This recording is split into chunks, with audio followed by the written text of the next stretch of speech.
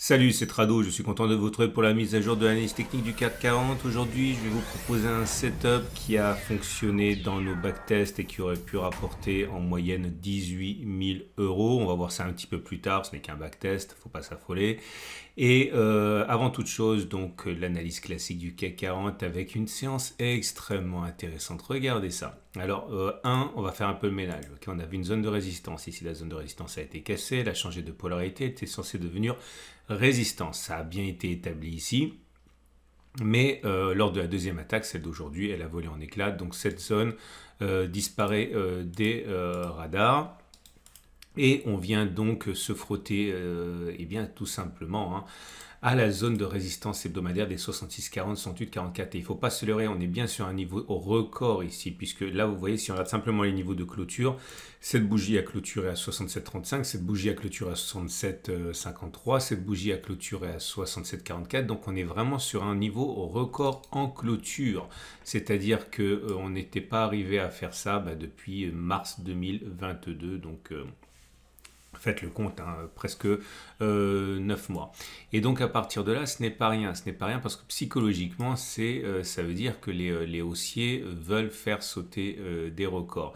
Et à partir de là, on a deux résistances ici. Et souvenez-vous, si vous êtes des nouveaux, ça va vous sembler lunaire ce que je raconte, mais si vous êtes des anciens, j'avais un scénario en tête qui a été à l'origine de ce short-là. J'avais expliqué lorsqu'on montait ainsi que je m'attendais à ce que l'on consolide et que l'on aille faire sauter les stops de protection au-dessus de la zone grise, c'est-à-dire les stops de protection de ceux qui parient sur une continuation baissière, avant d'avoir une attaque baissière. Et c'est pas ce qui s'est passé, puisque comme vous pouvez le voir, je suis désolé, si vous n'êtes pas des habitués du format, vous n'allez rien comprendre, mais pour tous les autres, vous voyez très bien à quoi je me réfère. Et l'idée, c'est que j'étais très déçu parce qu'il ne s'était pas produit ce que je pensais qu'il se produirait, puisqu'on n'a pas clôturé, on n'a pas fait sauter les stops, on s'est arrêté à l'extrême limite de la zone de résistance, je ne sais pas si vous vous souvenez.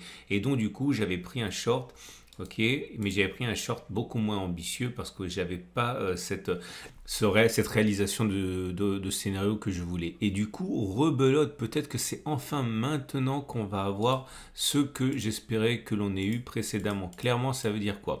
Si vous êtes un spéculateur à la baisse, vous avez mis un stop de protection juste au-dessus de la zone grise. Ok, l'objectif pour les banques, les institutionnels, et les hedge funds, les traders de banque, etc., ça va être de faire sauter ces stops-là avant, éventuellement, si c'est bien ce qu'ils ont en tête, initier des positions vendeuses. Alors du coup, je mets la charrue avant les bœufs, mais mon scénario, je le dis maintenant parce que je n'ai pas envie d'oublier, mon scénario devient celui-ci.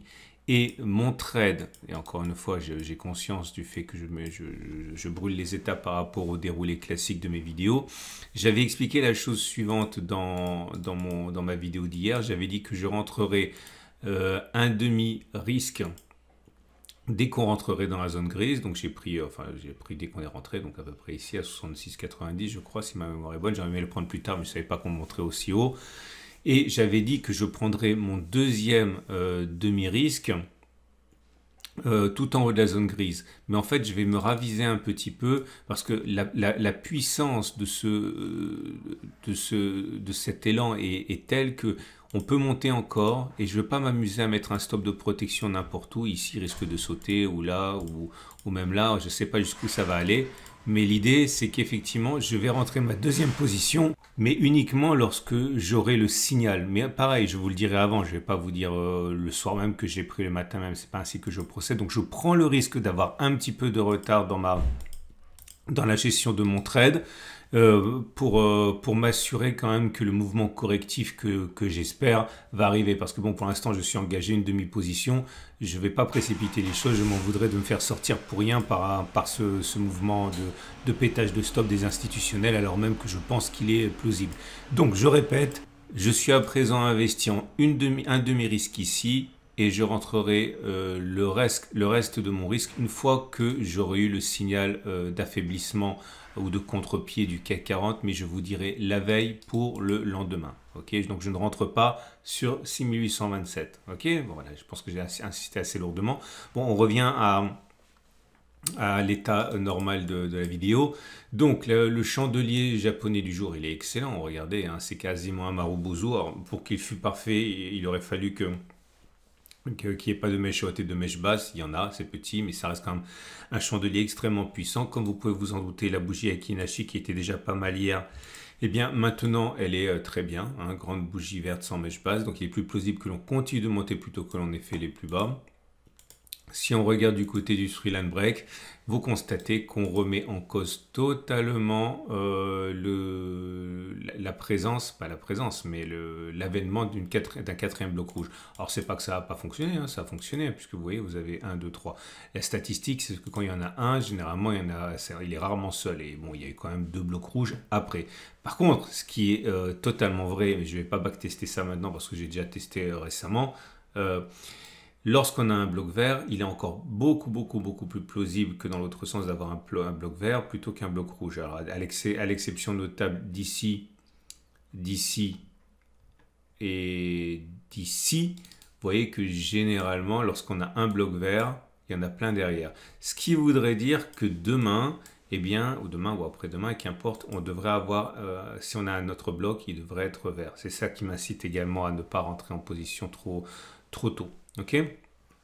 Bon, au niveau de la gestion de mon trade, c'est également ça qui m'incite à attendre, mais également autre chose, parce que je suis désolé, ça part dans tous les sens, mais il ne faut pas que j'oublie d'en parler. L'idée, c'est que pour l'instant, je suis investi je l'ai dit pour 4 fois, à un demi-risque. Ok, donc c'est 0,25% de mon trade qui met, enfin ça met en risque mon capital de 0,25%, mais je sortirai automatiquement si le risque atteint 0,5% de mon capital. Ok, bon, il est très haut mon stop de protection, j'ai vraiment de quoi voir venir, mais en tout cas, sachez que c'est pas parce que je prends de la flexibilité dans ce trade que je mets en risque davantage mon capital. Hein. Un trade pour moi, c'est 0,5% de mon capital. Ok, pour l'instant, j'ai risqué 0,25%. Donc ensuite, on a un élément qui est intéressant ici qui vient de se déclencher, c'est au niveau des éléments techniques. Il y a beaucoup de choses qui se sont déclenchées au niveau des éléments techniques en fait. Au niveau du MACD, il y a un signal qui vient de se produire. On vient de croiser le signal à la hausse. Deuxième élément, la rune. La rune qui également donne un signal haussier puisque comme vous pouvez le voir, la rune plus qui croise la rune moins. Ça s'est produit ici. Ok, c'est ce qu'on va backtester aujourd'hui d'ailleurs. Et on a également les volumes qui sont intéressants parce que comme vous pouvez le voir au niveau de volume, il y a une hausse intéressante, on va dire, bon, ce ne sont pas des volumes exceptionnels, mais on voit bien qu'ils sont en augmentation. Ok, donc il y a de l'action hein, sur ces niveaux-là. Et je reviens donc sur mon Haroon. Alors l'Haroon, on a déjà testé et on va regarder si on aurait pu gagner de l'argent avec la stratégie qui aurait consisté donc à acheter maintenant puisque la rune plus est passée au-dessus de la rune moins, comme c'était le cas ici encore, ok, là ou encore là. Et la stratégie est la suivante, on va regarder si on peut gagner de l'argent en espérant simplement une clôture au-dessus de la zone de stop de protection. On va voir si on peut gagner l'argent en visant au moins une fois la distance au stop de protection, 2 fois la distance au stop de protection et 3 fois la distance au stop de protection. Alors trêve de bavardage, je vous montre un exemple, c'est ici, regardez. La rune plus passe au-dessus de la rune moins sur cette bouche ici.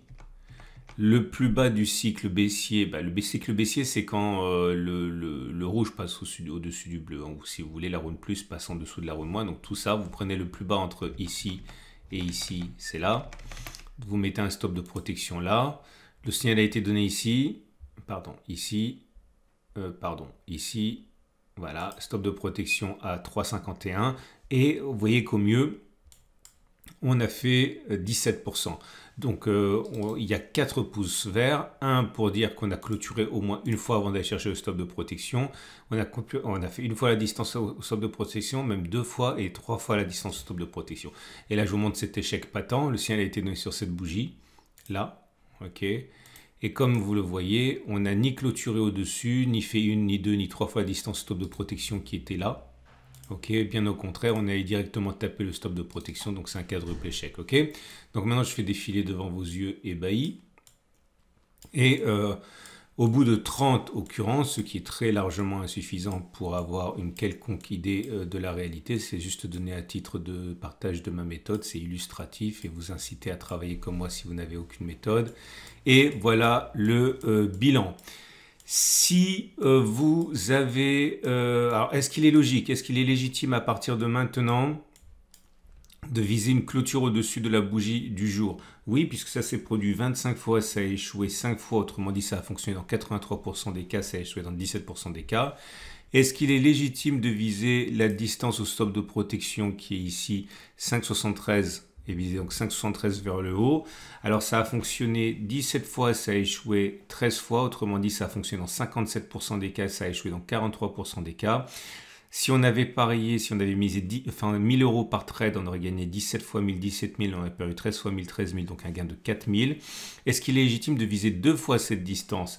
Alors, en termes de probabilité, non, puisque ça a fonctionné 13 fois, ça a échoué 17 fois, autrement dit 43% de succès, 57% d'échecs. Mais c'est plus rentable parce que vous gagnez 13 fois 2000 pour un risque de 1000, c'est-à-dire 13 fois de 26 000, vous perdez 17 fois 1000, 17 000, 26 moins 17, ça fait 9000. Et est-il légitime de viser 3 fois cette distance? Alors en termes de probabilité, non, puisque ça a fonctionné 12 fois, ça a échoué 18 fois, autrement dit 40% des cas. Mais on gagne 12 fois 3000, 36 000, moins 18 fois 1000, 18 000, 36 moins 18, 18. Donc en fait, il y a peu de chances pour que ça fonctionne, 40%, mais c'est théoriquement ce qu'il faudrait faire sur une répétition de trade encore et encore et encore et encore pour laisser les choses tendre vers la moyenne historique. Encore une fois, backtest donné simplement à titre illustratif, aucune légitimité, simplement du partage. Ce qui nous amène donc à l'Ishimoku. Et l'Ishimoku, c'est intéressant parce que vous voyez, il recommence à monter sérieusement. On a un croisement Tenkan Kijun ici. Alors je sais que les ultras de l'Ishimoku vont me tomber dessus, mais j'ai testé. Hein, et la Tenkan qui croise la Kijun, lorsqu'on est au-dessus du nuage qui monte, c'est un signal qui fonctionne. Ok, alors ça fonctionne pas super bien. Il y a des conditions. Je vais pas les évoquer maintenant parce que c'est trop compliqué, trop long. Mais sachez que on a plus de chances de monter après un tel signal que de redescendre sur les plus bas. Ok. Et on va donc terminer avec les trades du jour. Mais avant, grande nouvelle, vous savez que j'ai un partenaire, enfin j'en ai plusieurs, j'ai un partenaire notamment pour l'investissement. L'investissement c'est avec Trade Republic, ça vous permet de profiter des investissements en ETF notamment, hein, qui sont le format que je préfère pour mes investissements, mais également en actions. Et Trade Republic lance un pavé dans la mare en rémunérant vos liquidités pendant que vous attendez les zones d'accumulation rationnelle à 2%. Autrement dit, c'est quelque chose qui peut être excessivement intéressant pour vous puisque en attendant encore une fois l'intervention de l'arrivée de vos zones, eh bien votre épargne elle est rémunérée et tout en étant disponible pour trader à n'importe quel moment. Donc c'est vraiment très intéressant. Je pense que vous pourrez être intéressé par plus d'informations. Trade Republic c'est un sponsor, donc si vous cliquez sur le lien en dessous, c'est bon pour moi parce que je suis pas récompensé à l'ouverture de compte, hein, c'est pas ça, mais bon forcément c'est bon pour moi puisque c'est un sponsor. Donc cliquez là-dessus, allez voir si ça vous intéresse. Et je souhaite une excellente... Ah bah non, je pas... non, si, une excellente journée, mais d'abord les trades du jour. Alors, si vous êtes haussier, vous pouvez faire ce que je viens de mentionner, hein, avec la rune. Si vous êtes baissier, comme moi, ok, bah attention, ça ne veut rien dire haussier ou baissier. Il faut être haussier ou baissier sur une certaine unité de temps. Moi, je suis baissier en ce sens que je pense qu'il va y avoir une attaque baissière. Bah voilà, bah vous avez compris, hein, moi j'attends, j'ai rentré un demi-risque là, je suis perdant sur cette position pour l'instant, j'attends un signe de baisse pour rentrer mon deuxième demi-risque. Ça sera forcément plus lourd, hein, puisque je rentrerai plus dans un deuxième demi-risque, puisque je serai plus haut. Et l'idée, c'est que si jamais on n'a pas ce signal et que ça monte, eh bien, si jamais je vois qu'on atteint 0,5% de perte, eh bien, j'aurai atteint 0,5% de perte avec un demi-risque et pas un risque entier. Hein. Voilà, excellente journée. Découvrez l'offre de rémunération de cash pour vos liquidités en attendant les zones d'accumulation rationnelle si vous êtes intéressé par ça et si vous cherchez un broker. Et je vous souhaite une excellente journée. Et je vous dis à demain pour la mise à jour.